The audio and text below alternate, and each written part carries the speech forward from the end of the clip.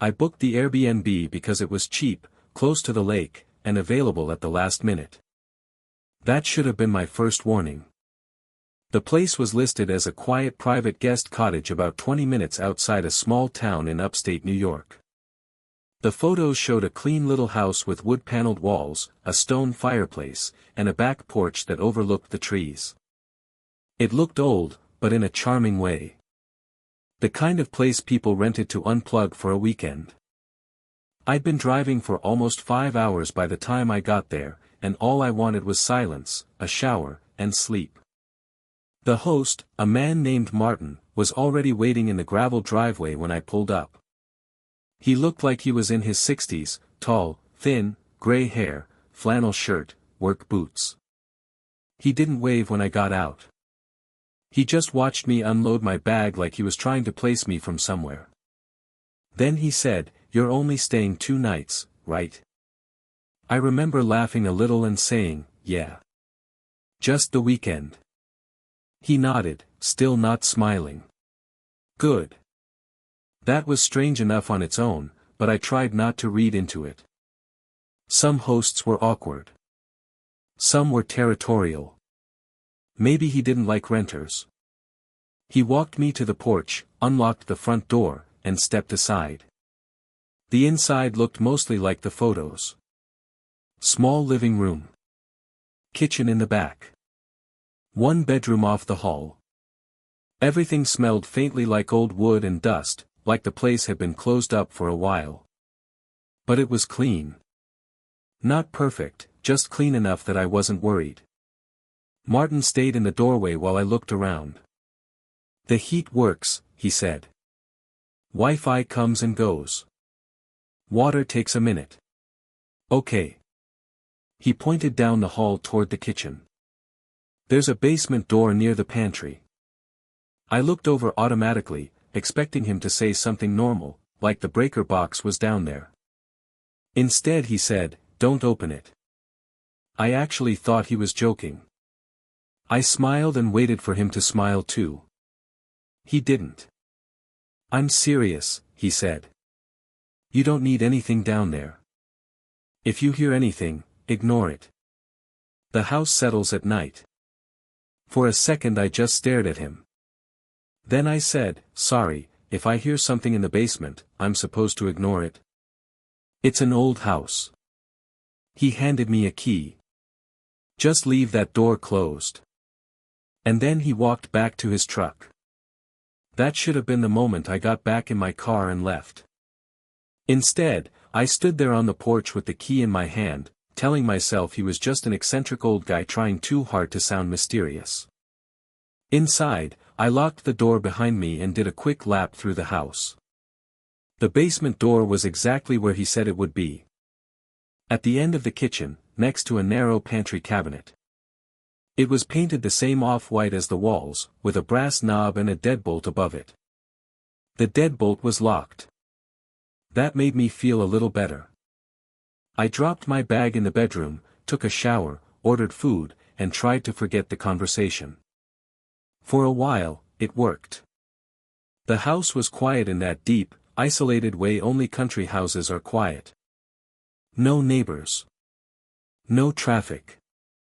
Just wind moving through the trees and the occasional creak from the walls. By 10, I was on the couch with a blanket, half watching some bad action movie on my laptop. At around 11:30, I heard the first sound from the kitchen. It was soft. A dull, uneven thump. I muted the movie and listened. Nothing. Then, 3 slow knocks. Not on the front door. Not on a wall. From underneath me. I sat up and stared toward the kitchen. There was no reason for my heart to start racing that fast, but it did. I told myself it was pipes. Wood contracting. Something shifting in the basement. Then I heard it again. Knock. Knock. Knock. Deliberate. Spaced apart. Like someone using their knuckles on the underside of the floor. I stayed frozen for a full minute, listening. After that, silence. I didn't sleep much that night. Every tiny sound in the house felt magnified. Once, sometime after 2, I could have sworn I heard what sounded like a chair scraping lightly across concrete below me. I kept my bedroom door shut and the lamp on until sunrise. The next morning, everything felt less frightening and more stupid. Daylight has a way of humiliating fear. I made coffee, opened the curtains, and convinced myself the knocking had some simple explanation. Old foundations made noise. Animals got into crawl spaces. Martin probably warned guests about the basement because people kept panicking and bothering him. I even walked over and looked at the basement door in the daylight. The deadbolt was still locked. I bent down and noticed scratches on the lower half of the wood. Long, shallow marks. Not dramatic, but enough to make me pause. They weren't old, either. The paint around them looked newer, rubbed raw in a few spots. That uneasy feeling came back immediately. I took a picture of the door and sent it to my friend Nate with the message. "If I die in this Airbnb, check the basement." He replied with 3 laughing emojis and "Open it. Horror movie rules." I didn't answer. Instead, I grabbed my keys and decided to drive into town for breakfast. The nearest diner was about 15 minutes away. Small place, 3 booths full, everyone looking like they'd known each other since middle school. I was halfway through my coffee when the waitress asked where I was staying. I told her. She stopped writing and looked up at me. "In Martin's guest house?" "Yeah." She hesitated just a little too long. Then she said, "How long?" "2 nights." She nodded slowly. "You here alone?" That question bothered me more than anything else. "Yeah," I said. "Why?" She forced a smile that didn't look real. "No reason. That place just has a history." "What kind of history?" But she was already stepping away with the coffee pot. "Old houses always do." When she came back, I asked again, more directly. She leaned in a little and lowered her voice. "Family lived there before Martin split up the land. Years ago, his younger brother stayed in that house for a while. Had some kind of breakdown. People heard screaming one night. Cops came. After that, nobody saw the brother again." I stared at her. "What do you mean nobody saw him?" She shrugged, but it was performative. Like she knew exactly how that sounded. "Maybe he left. Maybe he was taken to a hospital. Depends who you ask. Depends who Martin says." She gave me a look that was basically yes. Then she added, "You didn't go in the basement, did you?" "No. Don't." I laughed, but it came out wrong. Why does everyone keep saying that? She straightened up and took my empty plate. "Because whatever's down there," she said, "Martin still doesn't want people seeing it." I left cash on the table and drove back to the Airbnb with that sick, heavy feeling you get when a joke stops being funny. When I got back, Martin's truck was parked on the side of the property. I hadn't seen him pull in. He was near the shed behind the house, carrying a toolbox. When he noticed me, he set it down.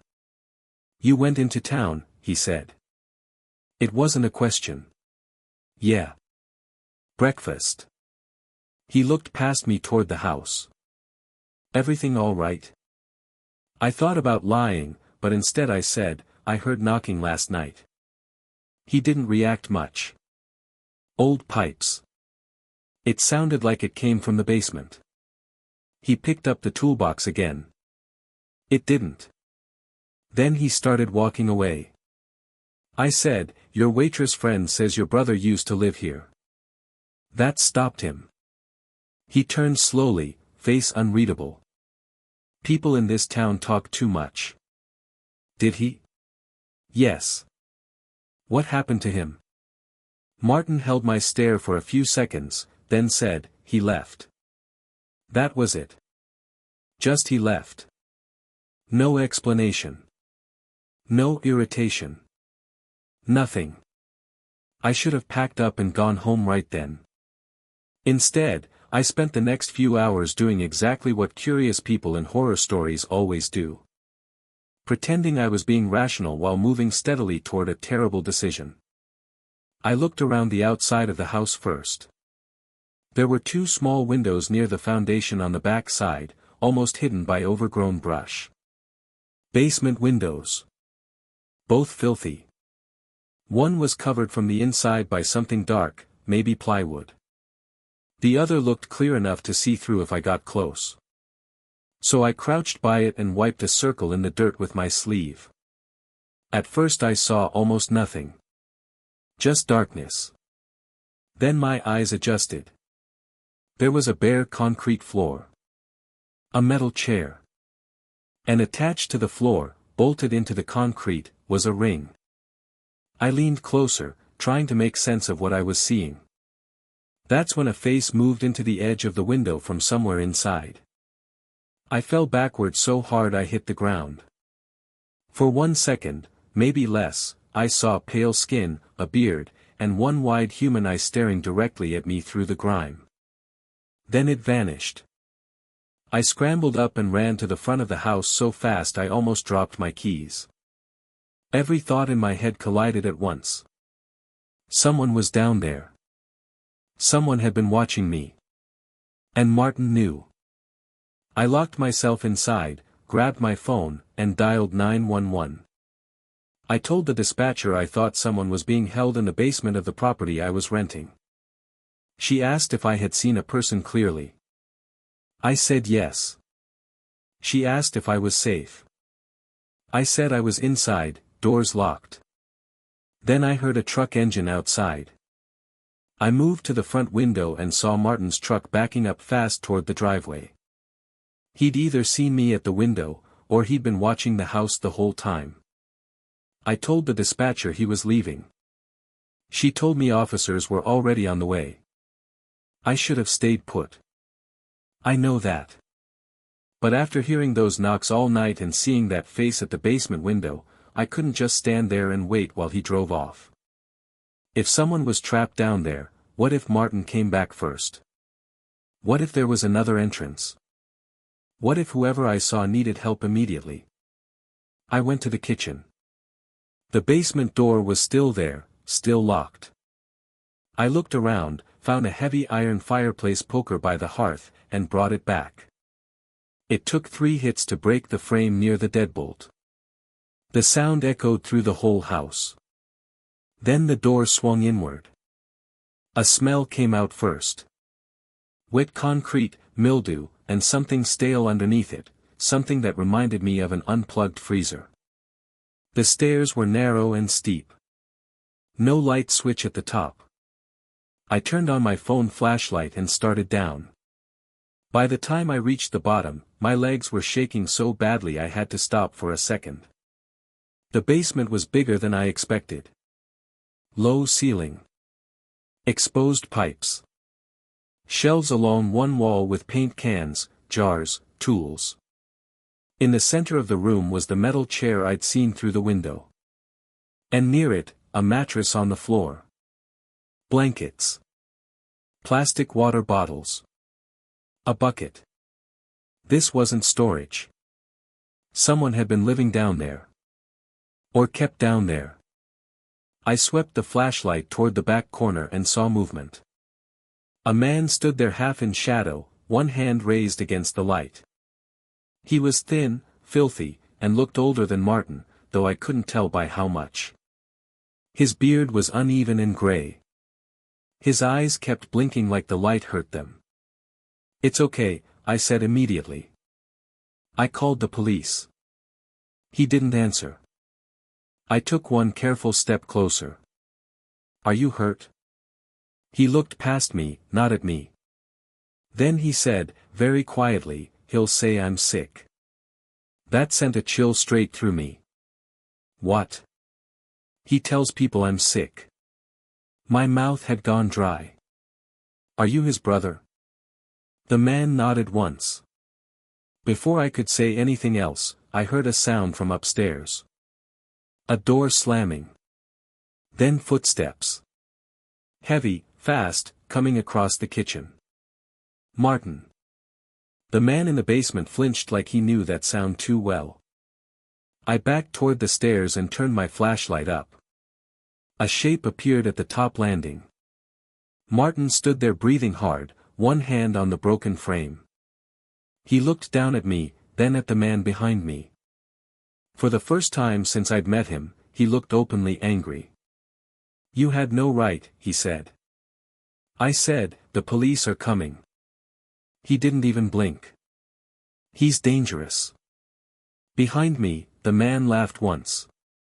It was weak and awful. "That's what he says."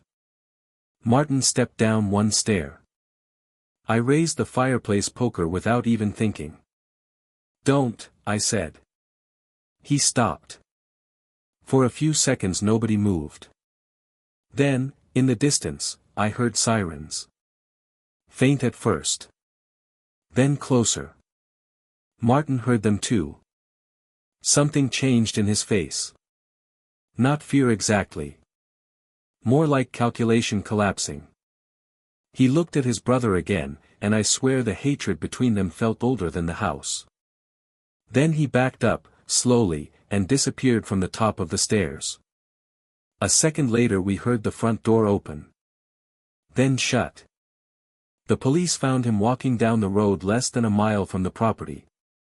What happened after that took months to sort out. The man in the basement really was Martin's younger brother, Daniel. According to what eventually came out, Daniel had struggled with mental illness years earlier, and Martin had used that to control the entire story around him. Depending on who asked, Daniel had left town, or was getting treatment, or was unstable and dangerous. In reality, he'd been kept hidden on and off in that basement for longer than anyone wanted to admit. Not chained there every day. Not in the movie version way people imagine. Which somehow made it worse. It was messier than that. More believable. More evil. Isolation.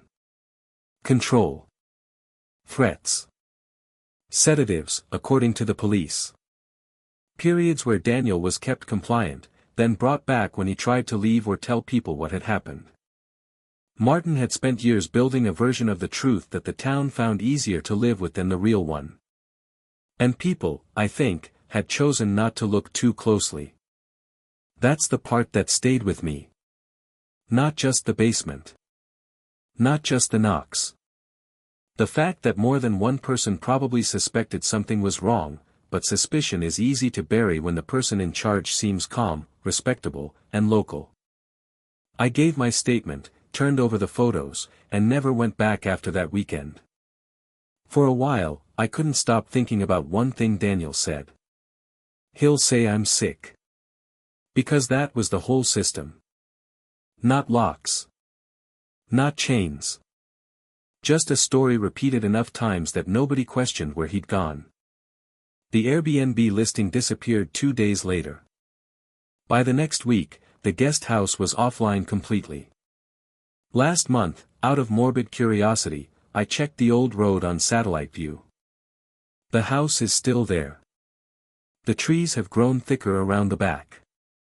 And if you didn't know exactly where to look, you'd never notice the 2 little basement windows near the foundation.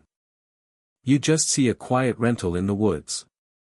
The kind of place someone books because it's cheap, available, and looks peaceful in the photos. And if the host met you in the driveway and said, "Don't open the basement door," maybe you'd laugh. Maybe you'd tell yourself he was trying too hard to be weird. Maybe you'd stay anyway. I almost did. And all night, while I lay awake listening to those knocks under the floor, I kept thinking the sound was coming from an old house settling. It wasn't. It was a man downstairs, trying to figure out if this guest would be the one who finally opened the door.